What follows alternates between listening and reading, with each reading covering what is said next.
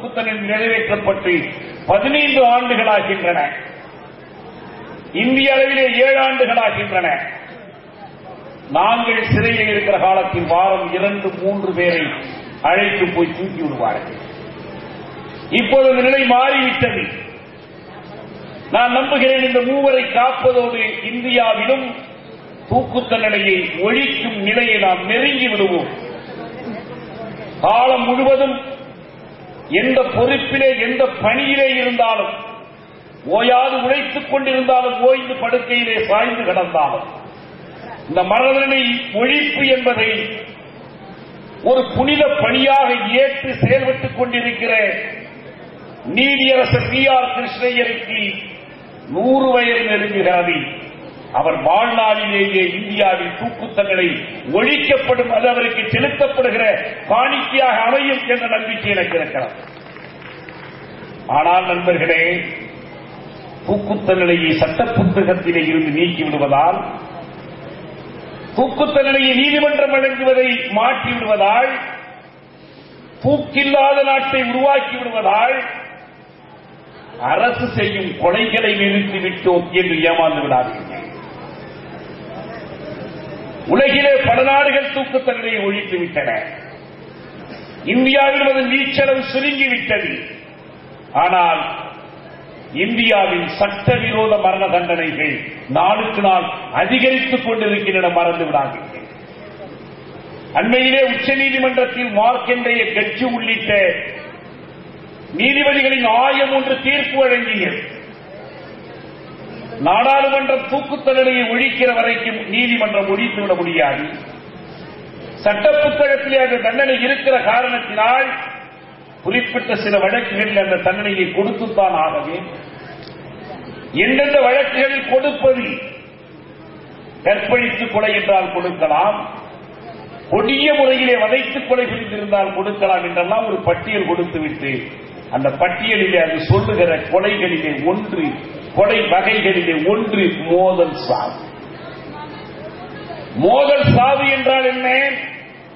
2 சாதிகள் மோதிக்கொள்ளுகிற பொழுது நேரிடுகிற சாவா? 2 குற்ற கும்பல்கள் மோதிக்கொள்ளுகிற பொழுது ஏற்படுகிற சாவா? 2 தனி மனிதர்கள் மோதிக்கொள்ளுகிற பொழுது ஏற்படுகிற சாவா? இல்லை. காவல்துறை தன்னிடம் பிடிபடுகிற ஒருவரை கூண்டி நேற்றி நீதிமன்ற விசாரணைக்கு உட்படுத்துவதற்கு பதில் தானே அவரை சுட்டு கொலை செய்கிற அந்த நிகழ்ச்சி இருக்கிறதே, அதற்கு மோதல் சாவு என்று பெயர். இதோ ஓட பார்த்தா நாங்கள் சுட்டோம் என்று கணக்கு எழுதி விடுவார்கள். சீவலைப்பேரி பாண்டிக்கு அப்படித்தான் எழுதினார். இவர் ஓட பார்த்தார், நாங்கள் சுட்டோம்.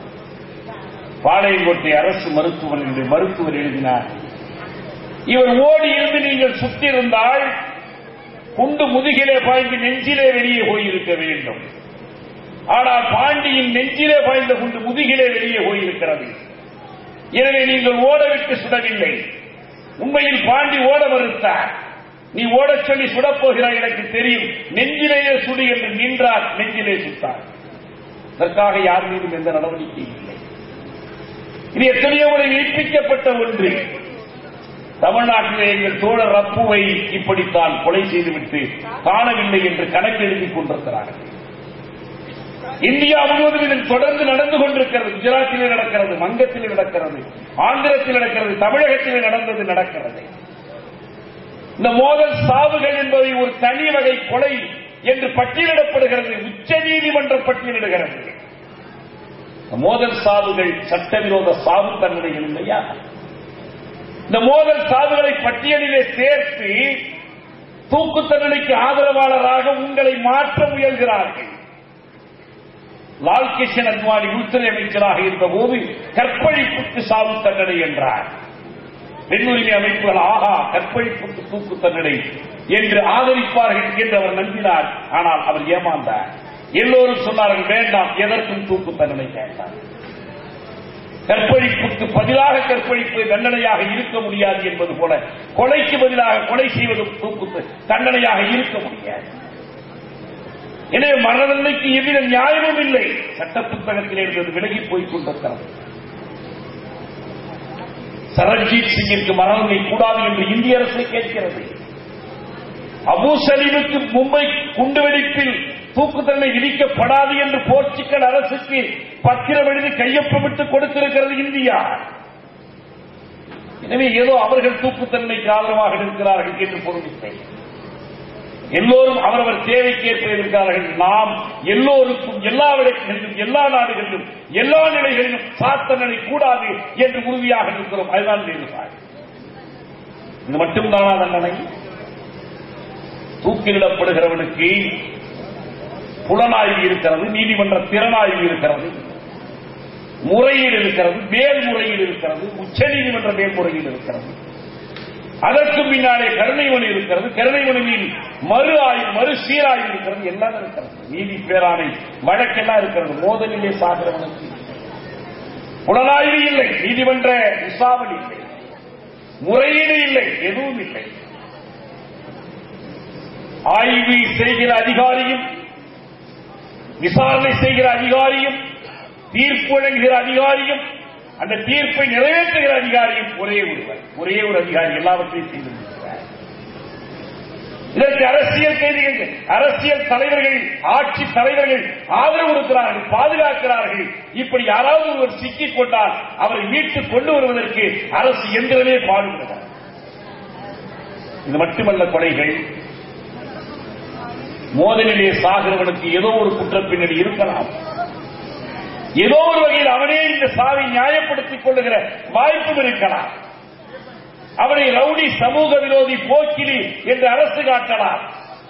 ஆனால் ஒரு சனநாயக நாட்டில் சனநாயக ஊர்வலத்திற்கு, சனநாயக ஆர்ப்பாட்டத்திற்கு, சனநாயக வழிபட்ட சாலை மறியலுக்கு திரண்டிருக்கிற மக்கள் மீது அவர்களிலே பலர் இந்த கூட்டத்தின் நோக்கம் தெரியாமல் நிற்கிறவர்கள், அவர்களை அரசு சுட்டு கொலை செய்கிறது. இந்த கொலைக்கு என்ன பெயர்? அவர்கள் கையிலே அதிகம் போனால் ஒரு கல் இருக்கலாம், உன் கையிலே எந்திர துப்பாக்கி இருக்கிறது. நிராயுதபாணியான மக்களை, வெறுங்கையர்களான அப்பாவி மக்களை எந்திர துப்பாக்கிகளை கொண்டு அரசு சுட்டுத் தள்ளுகிறது. கூட்டத்தை கலைப்பதற்கு வேறு வழியே உலகத்தில் இல்லையா? ராம்தேவின் சீடர்களை கலைப்பதற்கு நீங்கள் தண்ணீர் பீரங்கிகளை பயன்படுத்தவில்லையா? கூட்டம் சேருகிற மக்கள் ஒடுக்கப்பட்ட மக்களாக இருந்துவிட்டால் ஆதிக்க சாதிகளின் கோபம், அரசு எந்திரத்தின் கோபம் அந்த மக்களுக்கு எதிராக திருப்பப்படுகிறது. இதைத்தான் நாம் பரமக்குடியில் அரசு செய்யும் படுகொலைகள் தூக்கு தண்டனை கொலைகளாக இருந்தாலும், மோதல் சாவு கொலைகளாக இருந்தாலும், துப்பாக்கி சுட்டு கொலைகளாக இருந்தாலும், அரசின் கொலைகள் அனைத்தையும் எதிர்ப்பதுதான் மரண தண்டனைக்கு உண்மையான இது. 3 தமிழர் உயிர் காப்போம், ஈழத் தமிழர் உயிர் காப்போம், ஒடுக்குண்ட தமிழர் உயிர் காப்போம், காவல் நிலையத்தில் சிக்கிக் கொண்ட அப்பாவி தமிழர் உயிர் காப்போம் என்பது நம்முடைய முன்னேற்றம். அரசு இத்தோடு நிற்கவில்லை. ஒரு வல்லாதிக்கரசனுடைய பொருளியல் தேவைகளுக்காக மக்கள் உயிரை பணயம் வைத்து விபத்து நேரிட்டால் நேரிடட்டும் என்று கருதி அணு உலை அமைக்கிறது. அணு உலையிலே ஆபத்திலே உயிருக்கு ஆபத்து நேரிடாது என்று ருஷ்ய வல்லுநர்கள் வாக்களிக்கிறார்கள். யார் இந்த ருஷ்ய வல்லுநர்கள்? உலகிலேயே இல்லாத மிகப்பெரிய அணு விபத்து செர்னோபிலில் நடந்தபோது இந்த ருஷ்ய வல்லுநர்களால் தடுக்க முடிந்ததா? இல்லை. 3 மைல் தீவில் அந்த நாட்டினுடைய அணு உலை வல்லுநர்கள் தடுக்க முடிந்ததா? இல்லை. அணு உலையால் ஆபத்து இல்லை என்று முதலிலே அறிக்கை விடுகிறார். இந்திய அரசு சொல்லுகிறது, அணு விஞ்ஞானிகள் சொல்லுகிறார்கள். ஒரே ஒரு கேள்விக்கு அவர்கள் விடை சொல்லட்டும். அணு உலையினால் ஆபத்து இல்லை, விபத்து நேரிட வாய்ப்பு இல்லை, 100 விழுக்காடு பாதுகாப்பு என்றால் மன்மோகன் சிங் இந்திய நாடாளுமன்றத்தில் நியூக்ளியர் லயபிலிட்டிஸ் பில், அணு விபத்து இழப்பீட்டு மசோதா கொண்டு வருகிறாரே, அது ஏன்? அதனுடைய பொருள் என்ன? விபத்தே நேரிடாது என்றால் இந்த சட்டம் ஏன்? விபத்து நேரிடும், அந்த விபத்து சிறிய விபத்தாக இருக்காது. நூற்றுக்கணக்கான ஆயிரக்கணக்கான மக்களை ஒரு நொடி பொழுதில் அழிக்கிற விபத்தாக இருக்கும். லட்சக்கணக்கான மக்களை பல தலைமுறைகளுக்கு ஊனப்படுத்துகிற விபத்தாக இருக்கும். கோடிக்கணக்கான மக்களுக்கு நிரந்தரமான நோய்களை கொடுக்கிற விபத்தாக இருக்கும். இந்த விபத்துக்கெல்லாம் இழப்பீடு தருவதாக இருந்தால் வெளிநாட்டிலே இருந்து அணு எரிபொருள், அணு உலை கொடுக்கிறானே அவன் அந்த இழப்பீட்டை கொடுக்க வேண்டி வரும். இப்போது இருக்கிற சட்டத்தில் அவன் சொல்லுகிறான், போபாலிலே விஷவாயு விபத்து நடந்த போது இழப்பீடு கொடுக்க வேண்டிய கட்டாயம் வெளிநாட்டு நிறுவனத்திற்கு இருந்தது போல் எங்களுக்கு வரக்கூடாது. நாங்கள் வழங்கக்கூடிய இழப்பீட்டுக்கு நீங்கள் வரம்பு கட்டுங்கள். எஞ்சிய இழப்பீட்டை யார் கொடுப்பது? எவன் பாதிக்கப்பட்டானோ அந்த குடிமகன் வரி கொடுக்கிறானே, அந்த வரியில இருந்து நீயே கொடு. இந்திய அரசு கொடுக்க. இதற்கு பெயர்தான் நியூக்ளியர் லயபிலிட்டிஸ். நீ ஒன்று விபத்தே ஏற்படாது என்றால் இந்த சட்டத்தை கொண்டு வராங்க.